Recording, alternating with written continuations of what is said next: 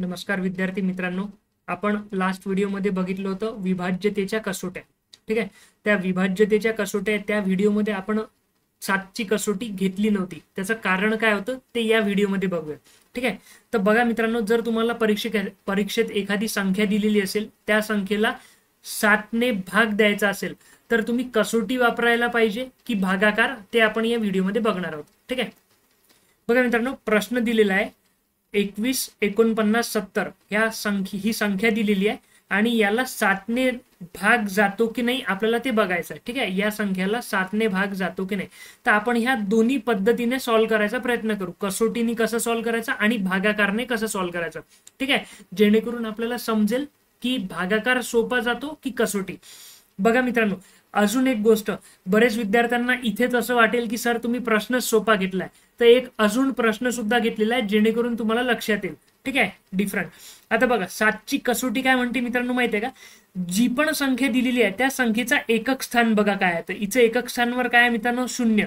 तर तुम्हाला काय करायचं, जी पण संख्या एकक स्थानवर दिलेली आहे ना त्याची दुप्पट करायची. तर 0ची दुप्पट किती झाली मित्रांनो? 0 गुणिले 2चं उत्तर आलं 0. तर तुम्हाला काय करायचं, हे 0 जे आहे हे इतर उरलेली जी संख्या होती त्याच्यातनं वजा करायची. म्हणजेच काय झालं, मी करून दाखवतो. 21497 याच्यातनं हे 0 वजा करावे लागतील. समजलं का मित्रांनो? तर याच्यातनं 0 वजा केले तर शेवटी भेटणार काय आपल्याला? 21497 जसेच्या तसे. कारण की 0 वजा केलं तर त्याच्यात व्हॅल्यू मध्ये बदल घडणार का? नाही घडणार. म्हणजे आपलं भेटलं काय शेवटी? तेच भेटलं. ठीक आहे. मग आता काय करायचं, आता तुम्ही याला सांगू शकता का की या संख्येला 7ने भाग जातो? परत नाही सांगू शकत. मग तुम्हाला परत काय करावं लागेल, याचं एकक स्थान बघावं लागेल. आणि याचं एकक स्थान काय आहे तो मित्रांनो? 7. तर परत या 7ची काय करावं लागेल मित्रांनो तुम्हाला? दुप्पट. तर 7 दुनी किती आले मित्रांनो? 14. तर तुम्हाला काय करावं लागतील, आता हे जे दुप्पट केलेली आहे एकक स्थानाची ती वजा करावी लागेल उरलेल्या संख्येमधनं. उरलेली संख्या म्हणजे काय राहणार आहे? 2149 मधनं. तर आता याच्यातून तुम्ही काय केले? 14 वजा केले. लक्षात घ्या, हे 7 नाही राहणार, हे कट झाले, हे 7 बाजूला गेले ना. आता तुम्हाला फक्त 2149 मधून 14 वजा करायचे. तर 4 9तून जर 4 गेले तर काय येणार आहे मित्रांनो? इथे 5. 4तनं 1 गेलं तर काय आले मित्रांनो? 3. आणि 21 मधून काहीच नाही गेले तर 21 जसेच्या तसे. आता परत बघा, 21 म्हणजे 2135 या संख्येला 7चा निशेष भाग जातो का हे तुम्हाला माहिती आहे का? नाही माहिती. परत तुम्हाला तीच मेथड वापरावं लागेल. एकक स्थानावर काय मित्रांनो? 5. तर या 5ची काय करावं लागेल मित्रांनो तुम्हाला? दुप्पट. तर 5 दुनी काय आले मित्रांनो? 10. मग हे 10 काय करावं लागेल? उरलेली जी संख्या आहे त्याच्यातनं वजा, म्हणजे हे इथे. मग हे 5 काय होतील? इथनं गायब होतील मित्रांनो, लक्षात घ्या. नाही तर त्याच्यातनं वजा नका करू. मग 213 वजा 10 म्हणजे 213 मधून जर 10 गेले तर काय उरणार आहे मित्रांनो? त्या 3तनं 0 गेला तर 3च उरेल, 1तनं 1 गेला तर 0 म्हणजे 203. आता तुम्हीच लॉजिकली सांगा, 203 याला जर 7ने भाग द्यायचा तर तुम्हाला 7चा पाडा 203 पर्यंत येतो का? 7 कितीचा? 203 नाही येत ना. लॉजिकल गोष्ट आहे की नाही. परत तुम्हाला काय करावं लागेल मित्रांनो माहिती आहे की इथे हा जो एकक स्थानावर 3 आहे या 3ची दुप्पट करावी लागेल. 3ची दुप्पट काय आली? 3 गुणिले 2चं उत्तर आलं 6. मग हे 6 उरलेल्या संख्येतून वजा करावं लागतील. तर हे कशातून वजा होतील? 20 मधनं वजा होतील मित्रांनो. तर आता हे 3 इरेज करतो मी. ठीक आहे. तर 20तनं 6 गेले मित्रांनो, किती आले? 20 वजा 6चं उत्तर आलं 14. आता तुम्ही सांगा, या 14ला 7चा भाग जातो का? 14ला 7चा भाग जातो का? हो, जातो. आता तुम्हाला इथे कळालं की या संख्येला म्हणजे या 14ला 7चा भाग जातो, म्हणजेच 21, 49, 70ला 7चा भाग जातो. समजलं का मित्रांनो? आता असं तुम्ही गणित सॉल्व्ह केलं. आता हेच गणित तुम्ही नॉर्मल भागाकार पद्धतीने सॉल्व्ह करायचा प्रयत्न करा. 214,970. आणि महत्वाची गोष्ट काय मित्रांनो माहिती आहे की या व्हिडिओमध्ये इथे किती अंकाची संख्या दिली होती मित्रांनो? फक्त 6 अंकी संख्या होती. त्याच्यात इतकं लेंदी झालंय. समजलं का? फक्त 6 अंकी संख्या. परीक्षेत त्याची गॅरंटी आहे का की 6 अंकी संख्या देणार आहे? 8 अंकी पण देऊ शकतात. समजलं? आता याला तुम्ही भाग देऊन बघा. इथे 21ला भाग जातो, सरळ 7 काय झाले मित्रांनो? 21.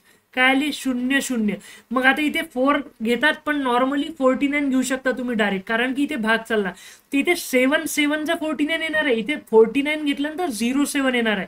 बघा, याच्यावर मी ऑलरेडी एक भागाकाराचा व्हिडिओ टाकलेला स्पेशल.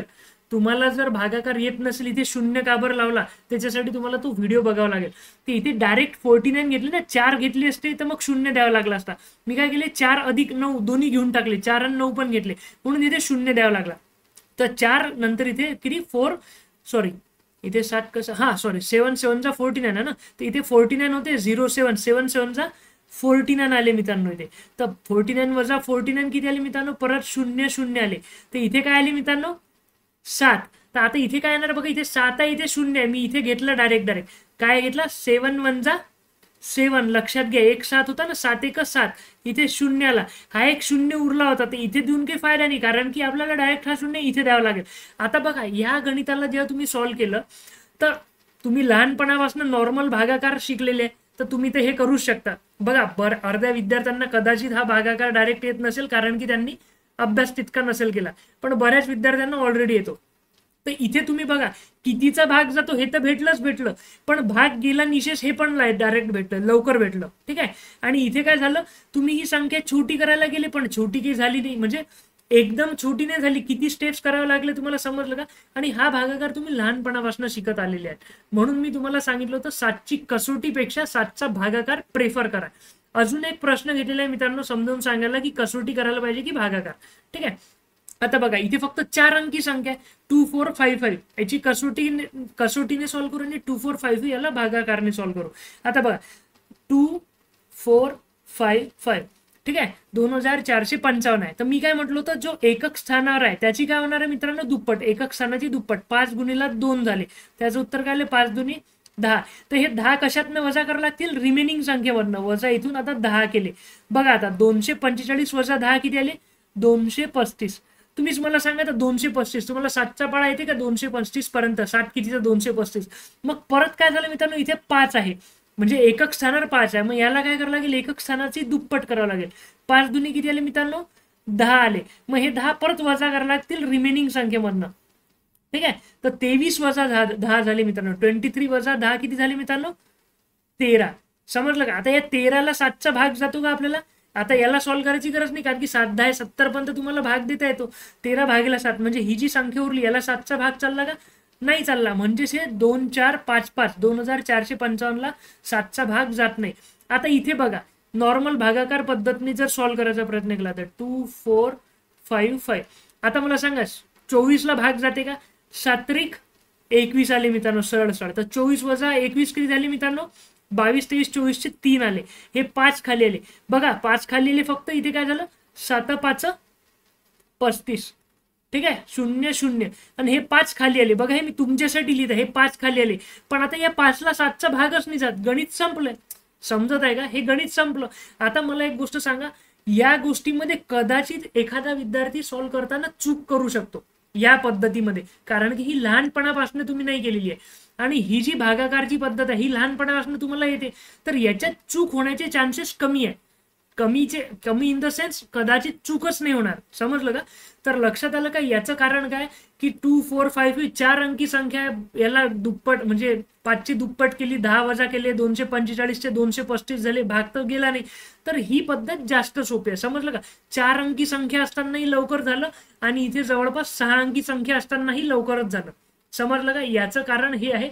आणि मी हे सांगायचं कारण काय होतं मित्रांनो, बँकिंगवाले जे विद्यार्थी असतात ते सुद्धा भागाकार पद्धतच प्रेफर करतात. 7चं डिव्हिजिबिलिटी टेस्ट म्हणजे 7ची कसोटी जर सॉल्व्ह करायची आहे, 7ची कसोटी न यूज करता 7ने भाग देऊन बघतात. जर बँकिंगवाले करतात तर आपण महाराष्ट्र लेवलची जी एक्झाम आहे म्हणजे MPSC राज्यसेवा वगैरे, याच्यासाठी आपण सुद्धा मग भागाकार प्रेफर करायला पाहिजे, कारण की बँकिंगवाल्यांना अजून फास्ट गणित सॉल्व्ह करावे लागतात. तर लक्षात आलं का मित्रांनो. इथेच थांबूया मित्रांनो.